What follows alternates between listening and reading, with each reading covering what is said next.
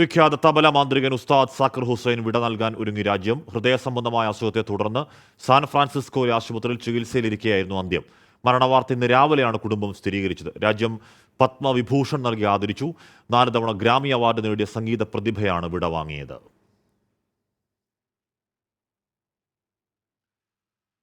ഉസ്താദ് സാക്കിർ ഹുസൈന്റെ വിയോഗത്തിലൂടെ സഹോദരതുല്യനായ വ്യക്തിയെ നഷ്ടമായെന്ന് പെരുവനം കുട്ടമാരാർ.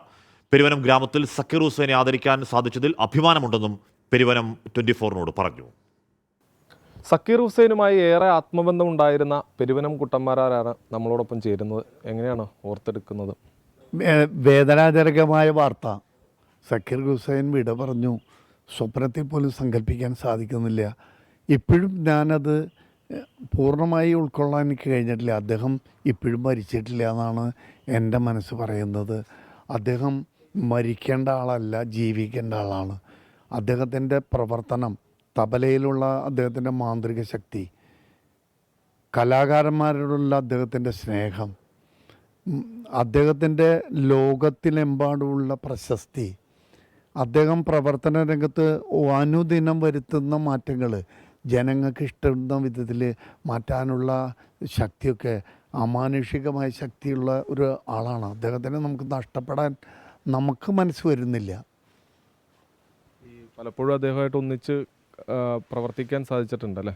ഒരുമിച്ച് പ്രവർത്തിക്കാമെന്ന് വെച്ചാൽ ഒരുമിച്ച് വേദികളിൽ ഞങ്ങൾ ഉണ്ടായിട്ടുണ്ട്. 99 മുതൽ സക്കീർ ഹുസൈനുമായിട്ടുള്ള ഒരു സൗഹൃദം സ്ഥാപിക്കാൻ എനിക്ക് അവസരമുണ്ട്.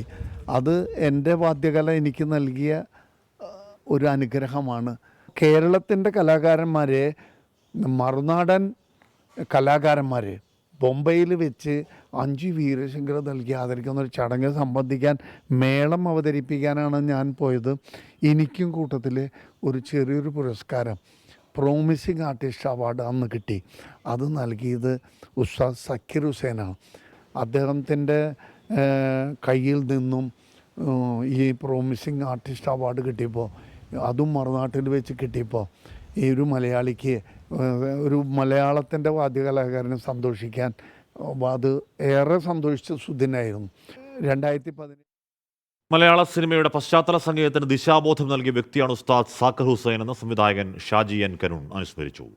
സിനിമ ബാക്ക്ഗ്രൗണ്ട് മ്യൂസിക് എന്താണെന്ന് തിരിച്ചറിഞ്ഞ ഒരു വ്യക്തിയുടെ, ഒരുപക്ഷെ ഒരുപാട് മലയാള അല്ലെങ്കിൽ സിനിമകൾ ചെയ്തിട്ടുള്ള വ്യക്തികളുടെ ഒരു പ്രത്യേക തരത്തിലുള്ള, അല്ലെങ്കിൽ ബാക്ക്ഗ്രൗണ്ട് മ്യൂസിക് എന്ന് പറയുന്നത് ഒരു പ്രത്യേക സംസ്കാരം എന്നാണെന്ന് തിരിച്ചറിഞ്ഞ ഒരു വ്യക്തിയുടെ അറിവിൽ കൂടിയാണ് അദ്ദേഹം അത് തന്നിട്ടുള്ളത്. അദ്ദേഹത്തിൻ്റെ പ്രവൃത്തി എന്ന് പറയുന്നത് നമുക്കറിയാം, തബലയാണ്. അതിൽ നിന്ന് മാറി സഞ്ചരിക്കാൻ അദ്ദേഹത്തിന് ഇഷ്ടമല്ല. വാനപ്രസ്ഥത്തിന് വേണ്ടിയിട്ട് നമുക്ക് ചെയ്യാൻ അദ്ദേഹം തയ്യാറായത് മലയാളികളെല്ലാം കടപ്പെട്ടവരാണെന്ന് വിശ്വസിക്കുന്ന ഒരു വ്യക്തിയാണ് ഞാൻ.